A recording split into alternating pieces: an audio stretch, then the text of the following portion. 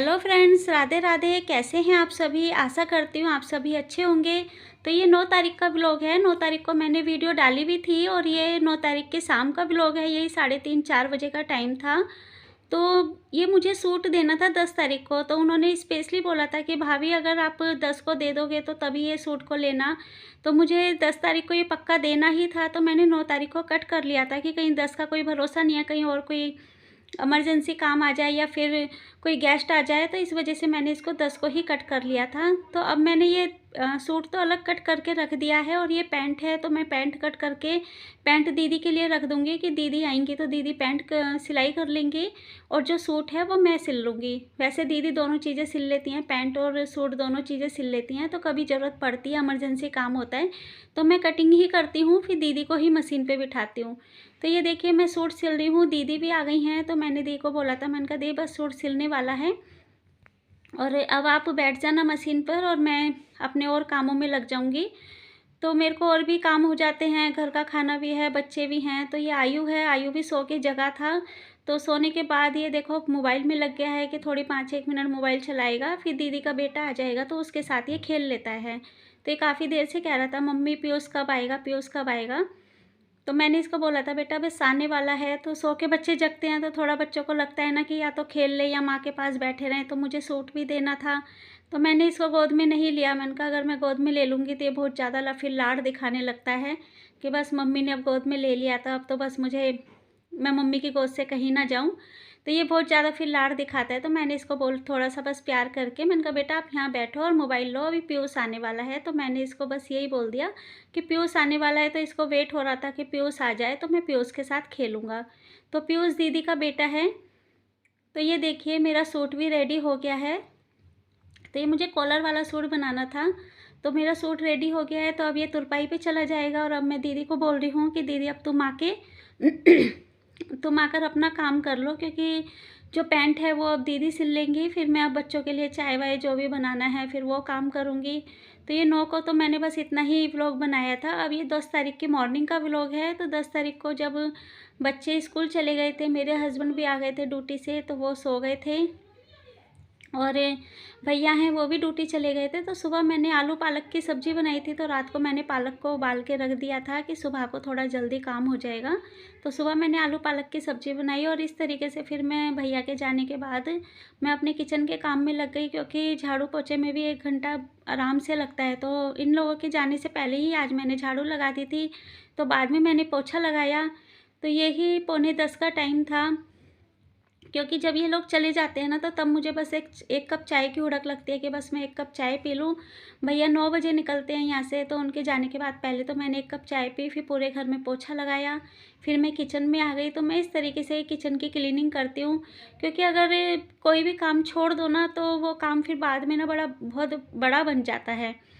तो मैं हाथ के हाथ जो भी स्लैब है, जो भी टाइल्स हैं, वो सब पे ना मैं एक बार कपड़ा मार देती हूँ। देखो ऊपर तो हाथ नहीं पहुँच पाता है, लेकिन जहाँ तक मेरा हाथ पहुँचता है तो उस पे मैं गीला कपड़ा एक बार ज़रूर मार देती हूँ। पूरे दिन में एक बार तो मैं ज़रूर ये काम करती हूँ, क्योंकि उससे ना एक तो हमारा किचन क्लीन लगता है, बहुत साफ़ सुथरा लगता है। अगर कोई गेस्ट भी आ जाए तो उनको ये ना लगे कि देख यहाँ सब्ज़ी के दाग हैं या इतना गंदा है।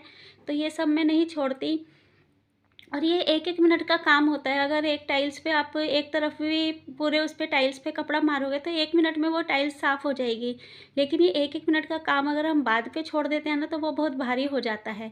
तो ये देखिए ये मैं जो नल है और इधर की साइड तो मैं फिर जूने से ही साफ़ करती हूँ, क्योंकि यहाँ पर बर्तन माँजते हैं तो कुछ भी मतलब साबुन वाबुन के जो दाग होते हैं ना वो बहुत बेकार लगते हैं। तो मैं ये नहीं है कि दोनों टाइम या हर वक्त मैं यही सफाई में लगी रहती हूँ, लेकिन हाँ सुबह के टाइम नहाने से पहले जो मेरा फिर किचन साफ़ होता है तो मैं उसको बहुत अच्छे तरीके से साफ़ कर देती हूँ।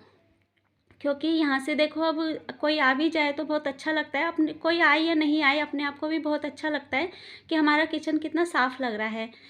फिर पूरा दिन में तो फिर अभी बर्तन मजे हैं, फिर बच्चे लंच खाएंगे, फिर उसके बाद मैं एक बार बर्तन माँज के रख देती हूँ। फिर मेरे शाम को ही रात को ही बर्तन मजते हैं। फिर क्योंकि सिलाई भी करनी होती है, फिर इस वजह से फिर मैं रात को ही एक ही बार बर्तन मांजती हूँ। तो जब लंच के बर्तन मांजने के बाद फिर बाद में तो बस चाय के बर्तन ही होते हैं। तो फिर इधर मेरी सब्ज़ी बनती रहती है, उधर मैं बर्तन-वर्तन साफ़ कर लेती हूँ। तो ये देखिए फिर जो बर्तन थे वो भी मैंने कहा लगा दूँ हाथ के हाथ, और जो गैस के बर्नल थे वो भी मैंने लगा दिए, क्योंकि ये सब बर्तन और गैस के बर्नल मैं रोज़ ही मांजती हूँ।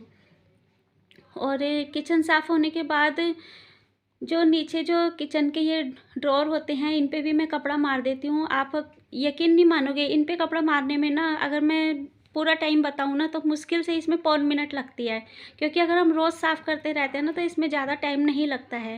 तो इसमें सिर्फ़ पौन मिनट लगती है, और इस तरीके से मैं अपने किचन की सफाई रखती हूँ कि मेरे घर में अगर कोई आ भी जाए तो ये ना कहे कि अरे ये कितना गंदा घर कर रखा है, या किचन इतना गंदा कर रखा है। तो इसमें बस 1 मिनट के काम के लिए ना, अगर मैं बाद में छोड़ दूँ तो वो 10 मिनट का बन जाता है। तो बस कंटिन्यू मैं रोज़ एक एक बार तो कपड़ा इस पे ज़रूर मारती हूँ। फिर इसके बाद मैं नहाऊँगी, नहाने के बाद फिर मेरे बेटे का टाइम हो जाएगा। वही अपना पूजा पाठ करो, तो फिर बेटे का टाइम हो जाता है, फिर बेटे को लेकर आऊँगी, उसके बाद फिर मैं लंच करूँगी। तो ये देखिए किस तरीके से मेरा किचन चमक रहा है। अब हो गई है शाम, शाम के वही 4:30-5 का टाइम था। तो बच्चे भी बोलते हैं शाम को कुछ हल्का-फुल्का कुछ खाने के लिए उनका मन कर रहा था। तो आज मैं ये कचरी लेकर आई थी। तो ये कचरी जो है पहले हम आपको मतलब हमारी मम्मी जो हैं होली के टाइम पर ये हमको खिलाती थी, बड़े अच्छे लगते थे। हम बच्चे थे जब छोटे-छोटे थे, तो हम बहनें बड़े शौक से खाती थी ये। तो आज मुझे वही चीज़ याद आ गई कि जब हमारी मम्मी हमको ये कचरी तलती थी, या बारिश के दिनों में कचरी तल के देती थी, तो हमें बड़ी टेस्टी लगती थी। तो आज मुझे मेरी मम्मी की याद आ गई। तो ये देखिए मैं अलग-अलग 2-3 तरह की कचरी लेकर आई थी, और दूसरी गैस पे मैंने चाय रख दी थी कि भई चाय भी बनती रहे और ये कचरी भी तल दूँ, तो फिर हम चाय पी लेंगे। तो दीदी भी यहीं पर ही थी, तो मैंने दीदी को ही बोला कि दीदी मैं कचरी लेकर आ रही हूँ, तो आप यहीं रहना। वैसे भी वो 6 बजे के करीब ही जाती हैं। तो कचरी तो तल गई हैं, अब मैं चाय भी करती हूँ और फिर हम करेंगे एंजॉय। तो जतिन के पापा भी जाग गए थे, तो उन्होंने भी बोल दिया था कि मेरे लिए भी चाय बना लियो। और ये देखिए ये फ़िश वाली जो कचरी है ना, ये 4 ही बची थी, क्योंकि दिन में मतलब 1 दिन पहले भी मैंने इनको तल के बच्चों को खिला दिया था, तो बच्चों ने बड़े शौक से खाई थी। तो अब मैं वीडियो को करती हूँ यहीं पर एंड, और अब हम करते हैं चाय को एंजॉय। अगर आपको हमारी ये वीडियो पसंद आई हो तो प्लीज़ इसको लाइक ज़रूर कीजिएगा। चैनल पे नए हैं तो सब्सक्राइब कीजिएगा। तो हम मिलते हैं अब आपको नेक्स्ट वीडियो में। तब तक के लिए राधे राधे, बाय।